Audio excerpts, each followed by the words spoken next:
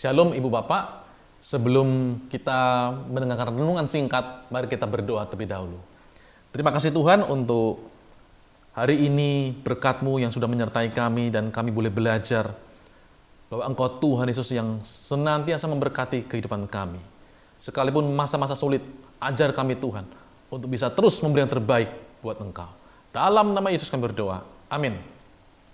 Terima kasih kepada Bapak Pendeta Pratomo Jati sebagai dosen saya S3 dan dalam rangka menyampaikan renungan singkat, saya ingin menyampaikan dengan tema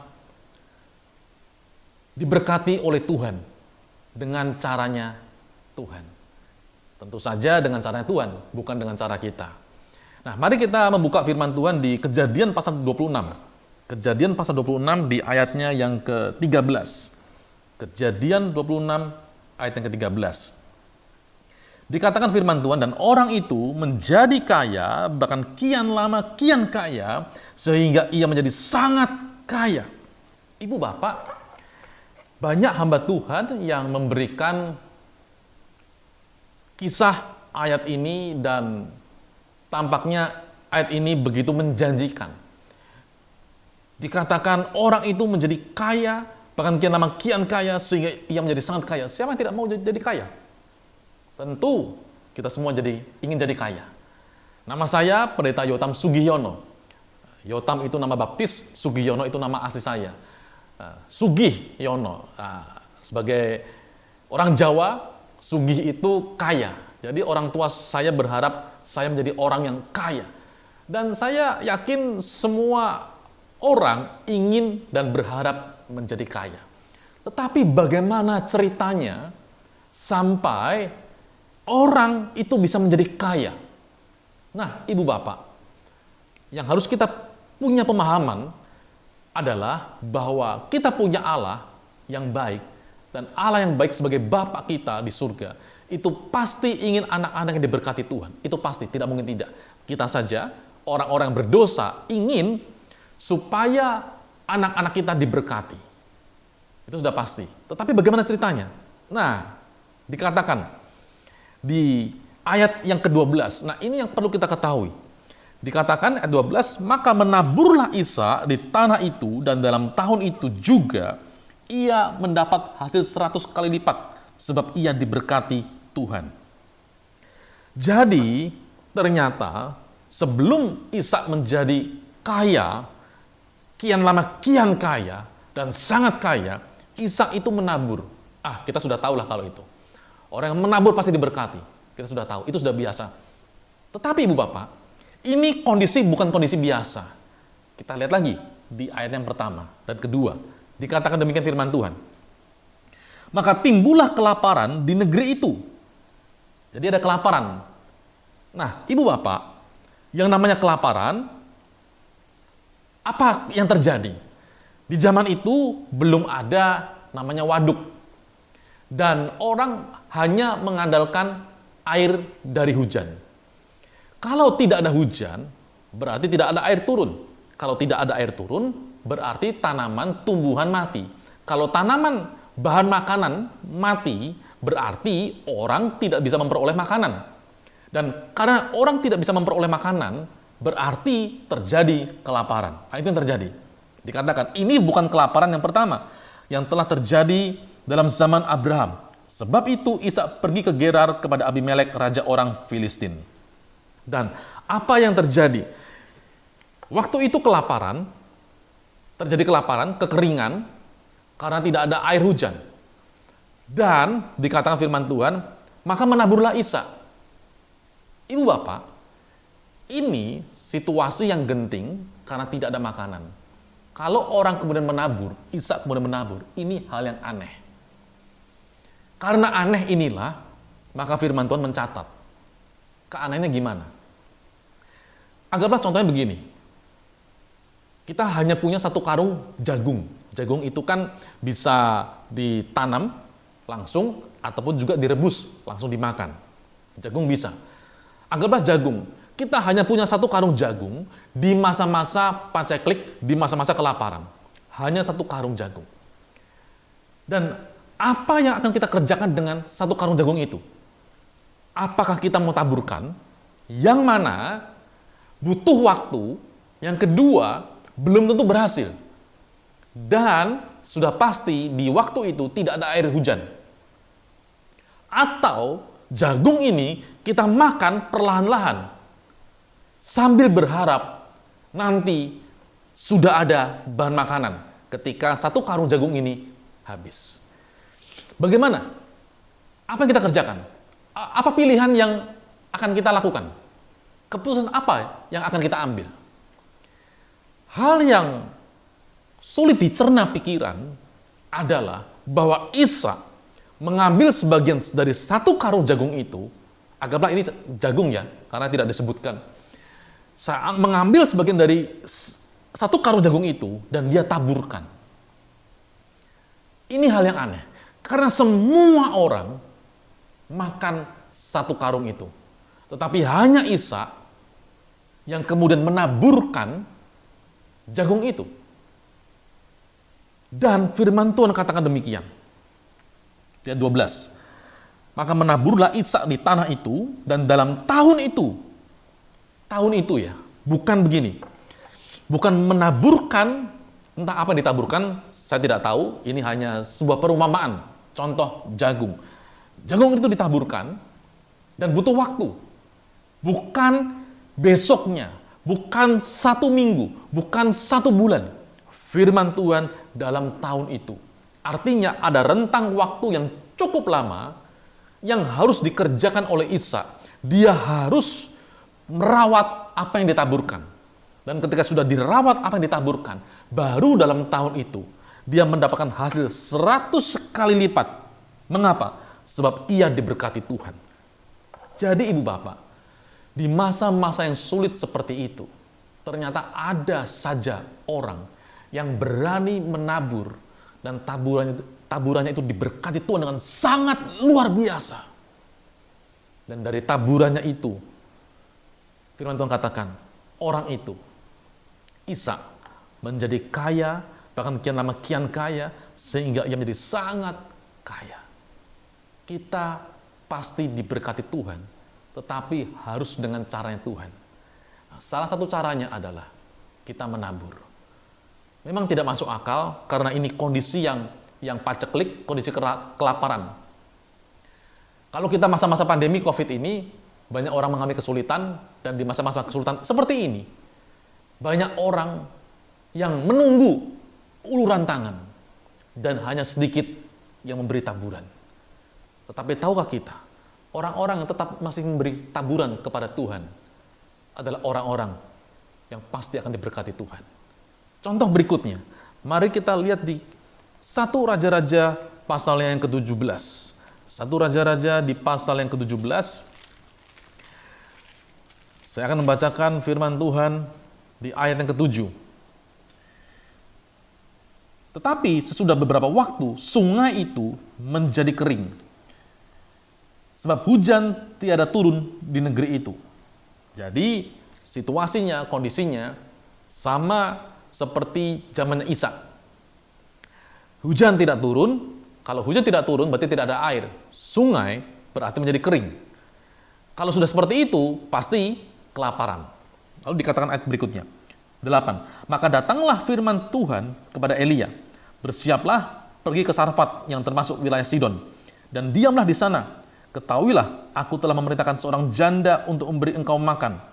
Sesudah itu ia bersiap, lalu pergi ke Sarfat. Setelah ia sampai ke pintu gerbang kota itu, tampaklah di sana seorang janda sedang mengumpulkan kayu api. Ia berseru, jadi Elia berseru kepada perempuan itu, katanya, cobalah ambil bagiku sedikit air dalam kendi, supaya aku minum. Ibu bapak, yang diminta oleh Elia itu air minum yang di waktu itu sedang kekeringan. Karena tiada turun air hujan, sungai menjadi kering. Yang ada kondisinya adalah kelaparan dan kekeringan. Elia meminta air. Bayangkan, sangat berharga air itu. Tetapi perempuan itu bersedia. Lalu kemudian dikatakan demikian, ketika perempuan itu pergi mengambilnya, ayat 11, ia berseru lagi.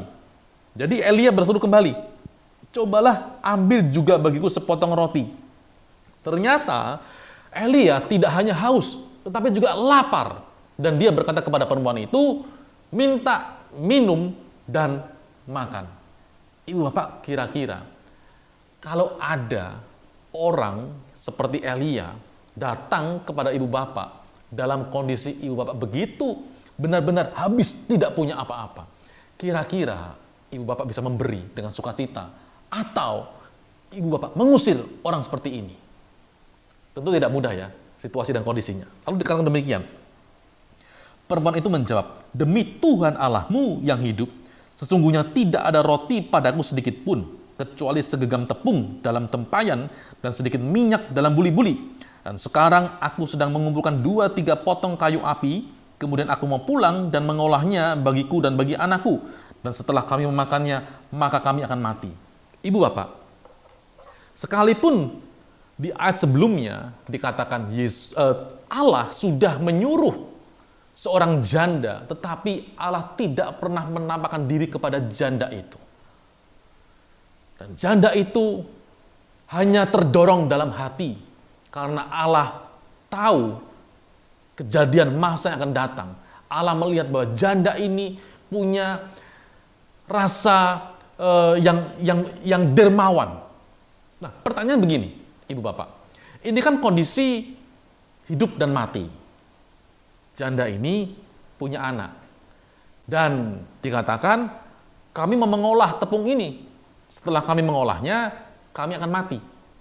Pertanyaan begini, mengapa janda itu mau mengolah tepung itu, lalu kemudian berbagi kepada Elia? Saya merenungkan firman Tuhan ini cukup lama, sampai suatu ketika Tuhan memberikan pencerahan.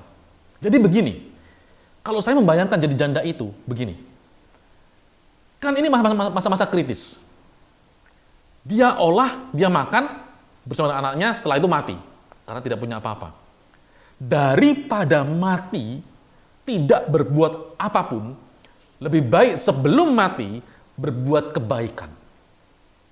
Saya rasa itu yang ada di pikiran janda ini. Daripada mati dan tidak berbuat apapun, lebih baik sebelum mati, aku berbuat baik. Bahkan ternyata yang datang ini hamba Allah. Sebelum mati, aku mau berbuat baik kepada hamba Allah. Dan dalam kemahatauannya Tuhan, Tuhan tahu bahwa janda ini pasti akan memberi kepada Elia. Karena itulah firman Tuhan berkata, aku sudah menyuruh seorang janda yang akan memberi engkau makan kepada Elia. Dan yang luar biasa adalah, justru firman Tuhan katakan di ayat yang ke-13, tetapi Elia berkata kepadanya, janganlah takut, pulanglah, buatlah seperti yang kau katakan, tetapi buatlah lebih dahulu bagiku sepotong roti bundar kecil daripadanya, dan bawalah kepadaku, kemudian barulah kau buat bagimu dan bagi anakmu. Sebab beginilah firman Tuhan, Allah Israel, tepung dalam tempayan itu tidak akan habis, dan minyak dalam buli-buli itu tidak akan berkurang, sampai pada waktu Tuhan memberi hujan ke atas muka bumi. Dan ternyata, justru kerinduannya ingin berbuat baik kepada Elia ini, yang justru menyelamatkan janda dari Sarfat ini bersama dengan anaknya. Ibu bapak, seringkali menabur di saat-saat genting, di saat-saat terakhir. Justru disitulah Tuhan memberkati dengan luar biasa. Saya tidak mengatakan, mari kita kuras tabungan kita, kita berikan, lalu kemudian kita mati. Saya tidak berkata seperti itu. Tetapi kalau ibu bapak digerakkan oleh Tuhan, sekali lagi, kalau digerakkan oleh Tuhan, silakan kerjakan. Karena pasti Tuhan akan menolong kita. Kalau kita tidak punya apa-apa, dan Tuhan gerakkan di hati ibu bapak, teringat akan seseorang, ibu bapak kerjakan. Tuhan pasti akan melipat gandakannya berkali lipat. Nah, saya tutup dengan sebuah kisah nyata. Ada seorang yang bernama John. John muda ini anak kedua dari 6 bersaudara. Dan dia dari keluarga yang tidak punya, miskin, kemudian dia mau merantau. Ini sudah waktu yang sudah ratusan tahun yang lalu. Kemudian John ini dia naik kapal. Di kapal itu dia bertemu dengan seorang pendeta. Dan dia bercerita kepada pendeta, dan kemudian pendeta itu mendoakan John yang muda ini. Pendeta itu kemudian berkata begini, kalau nanti kamu John sudah sampai di seberang, dan kamu bekerja, dalam pekerjaanmu itu kamu dapat upah. Jangan lupa dua hal. Yang pertama, memberi persepuluhan. Yang kedua, memberi taburan. John yang masih muda ini, yang sedang mencari pekerjaan, berkata, oke, aku akan lakukan. Setelah sampai di seberang, dia bekerja, kemudian di usia 20-an, dia merintis di usaha perminyakan, yang ketika itu belum booming sama sekali. Tetapi dia rintis usaha itu, sampai akhirnya begitu berkembang, dan dia begitu menjadi orang yang sangat kaya, dia punya perusahaan, tetapi celakanya, dia sudah lupakan nasihat hamba Tuhan itu, dan John ini berusaha singkirkan semua kompetitornya. Dia menjadi orang yang sangat tamak, padahal dia orang yang sangat kaya. Dan di usia 53 tahun, John ini menderita penyakit langka. Rambutnya rontok semua dan tubuhnya mengkerut. Dia mencari dokter yang terbaik di zaman itu. Dokter berkata begini, usiamu, Tuan John, tidak lebih dari 1 tahun lagi. Divonis oleh dokter usia tidak lama, membuat John ini berpikir semua kehidupan di masa-masa yang lalu. Dan dia teringat akan janjinya di dalam pertemuannya dengan pendeta itu. Dan apa yang dia kerjakan? Dia bertobat. Kemudian dia memberi dana yang sangat besar untuk riset kedokteran. 50 triliun lebih dia berikan kepada anak-anak yang kelaparan di Afrika. Dia juga mendirikan Universitas Chicago dan juga yayasan atas nama dirinya dan juga universitas atas nama dirinya. Dan John ini juga memberikan sumbangan untuk berdirinya United Nations atau Perserikatan Bangsa-Bangsa, PBB. Kemudian dia pelayanan di gereja. Dia melayani sebagai asyir dan juga guru sekolah minggu. Dan yang luar biasa ibu bapak, John ini kemudian dia matinya di usia 98 tahun. Ketika dia bertobat, dia taburkan berkat yang dia miliki. Dia justru disembuhkan dan diperpanjang umurnya. Ibu bapak, karena itu di masa-masa yang mungkin sulit ini, kita harus tetap memberi yang terbaik buat Tuhan, dan jangan lupa menabur. Lihat orang-orang sekeliling kita yang benar-benar membutuhkan, tentu saja ya, ibu bapak, bukan yang karena banyak sekali orang-orang yang menipu, itu sudah pasti. Jangan sampai kebaikan, ketulusan hati kita dimanfaatkan oleh orang lain. Firman Tuhan di bagian yang lain berkata, engkau harus cerdik seperti ular dan tulus seperti merpati. Cerdik dulu, baru tulus. Dan John ini, dia diperpanjang oleh Tuhan. Siapa dia? Namanya adalah John D. Rockefeller. Orang yang paling kaya di muka bumi. Kekayaannya dengan Bill Gates zaman sekarang ini, itu hampir 2 kali lipatnya Bill Gates. Mungkin John D. Rockefeller ini orang terkaya setelah Salomo. Karena itu ibu bapak, di renungan di dalam kita pada saat ini, di YouTube-nya Bapak Pendeta Dr. Pratomo Jati, bila kita boleh belajar, supaya kita menjadi orang-orang yang tetap terus bersyukur dan jangan lupa memberi taburan kepada orang-orang membutuhkan. Amin. Mari kita berdoa. Terima kasih Tuhan, di saat ini kami boleh belajar renungan yang singkat, dan biarlah kami menjadi anak-anak-Mu yang sungguh-sungguh menjalankan firman-Mu. Kau memberkati kami Tuhan, supaya kebenaran firman-Mu ini tertanam dalam-dalam di hati kami dan berbuah dalam setiap kehidupan kami. Segala pujian, kemuliaan, kehormatan hanya bagi nama-Mu. Di dalam nama Tuhan Yesus kami berdoa. Amin. Terima kasih, Tuhan Yesus memberkati.